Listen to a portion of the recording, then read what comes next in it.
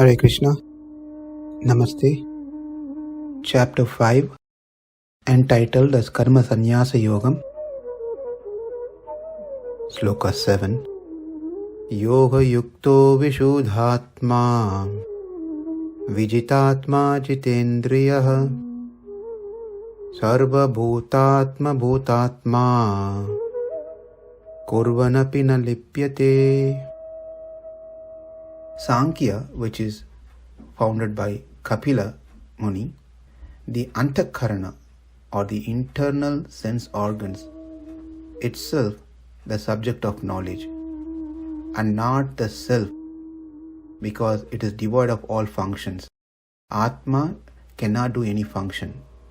Atma cannot walk, Atma cannot speak, Atma cannot smell, nothing. Therefore it is devoid of any kriyas, actions. What does actions are the senses, eyes, nose, hands, legs. Therefore, according to them, the knowledge resides in the antakarana, the internal senses, and not with the self. And this theory is directly opposed to the Upanishad text, because it is clear that jivatma is the knower, and is also supported in Bhagavad Gita. Jivatma is the doer, Jivatma is the knower. That is Sankhya philosophy.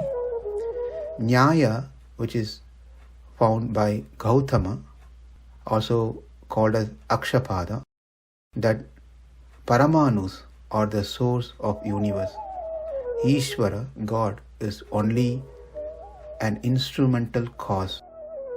Vedas are taught by Ishvara. Ishvara is Purusha, is a being. Therefore, they do not accept Vedas to be called as Apurushaya. According to them, moksha is the state of existence of jiva totally devoid of experience of sukha and dukkha. That is, a jiva coming to a state of a stone, pasana kalpa, stone, like a stone. That is moksha for them.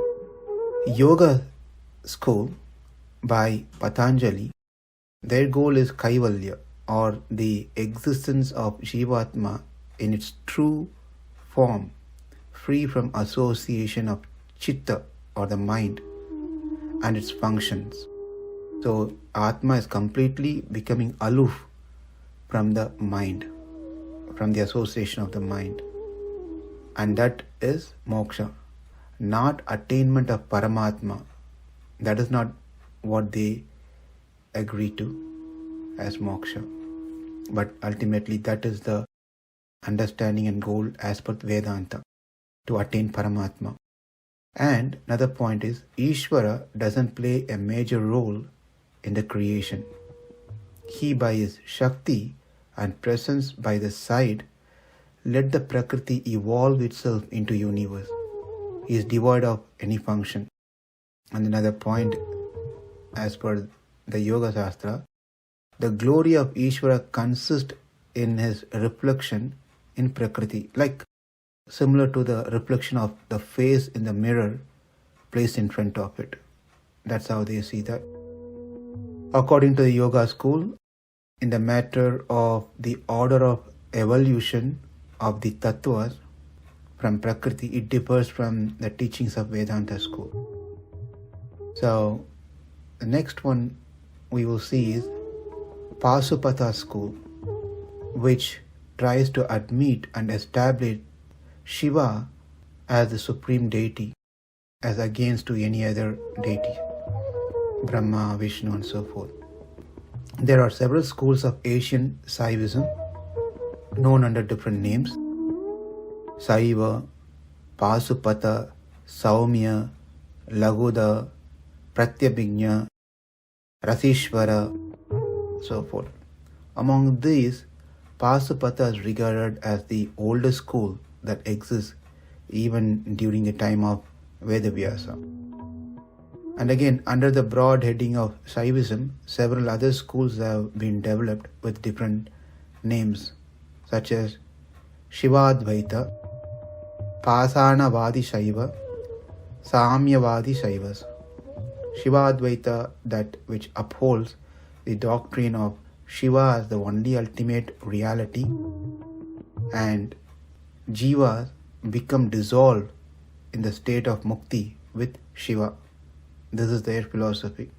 Pashanavadi Shaiva, those who concede the existence of jiva in the state of mukti, but they devoid of attributes such as jnana and so forth. Samyavadi Shaivas, those who admit equality of jiva with Shiva in the state of mukti. They place importance to their religious treatise called tantras, which is supposed to be higher than Vedas according to them. They consider Vedas are purushaya. In other words, it is not authored by God, it is by someone else. The reason that they state that is because the knowledge about Shiva is not adequately available in the Vedas, so they give more importance to the Shaiva Agamas. Besides these schools, there are various others. There's another group where called Parashakti. They say that it's not Shiva, it's not Vishnu, it's not Brahma, none of this men form, it is Shakti.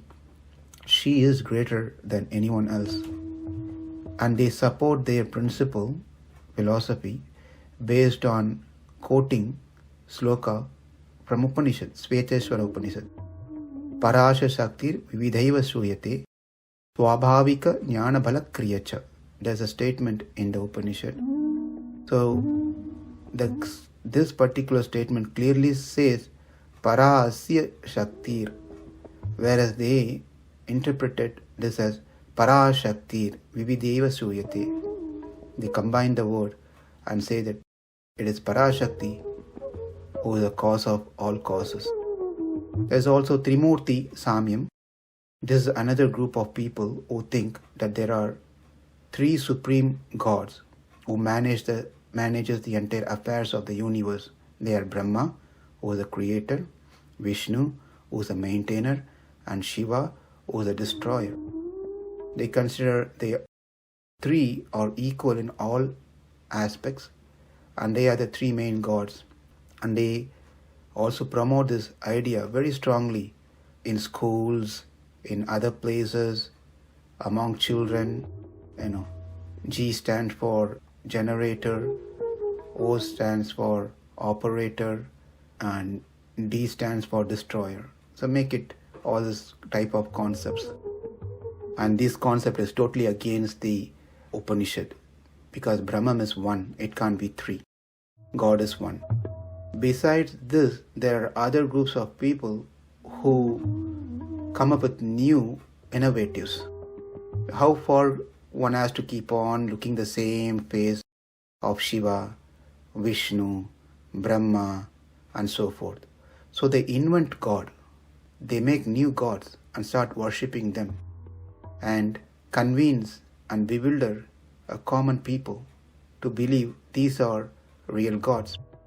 In actuality, they are not supported at all, but they try to derive some support from the Vedas by wrongly interpreting or by introducing some new literatures to support their newly found gods. So there are a lot more, and what we have done so far is just touching the surface of these different schools of thought. Each one can be dealt in detail compared with Bhagavad Gita as it is. In our next session, we will see how all these different schools of thought are very easily defeated by just one statement that appears in the Upanishad. Namaste, Hare Krishna.